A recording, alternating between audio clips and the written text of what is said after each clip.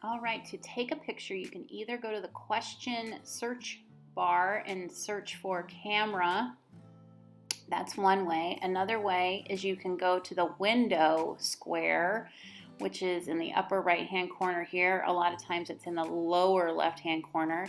And then from there, you can find your camera.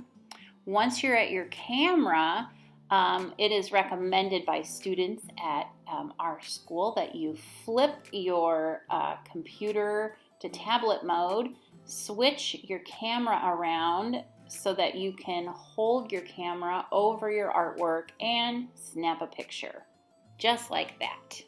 Now that you have your photo, you're going to turn it in. So you go to Google Classroom, you click on the assignment that you want to turn the piece in, go to View Assignment at the bottom, then select File. Then it's going to bring up where do you want to find the file.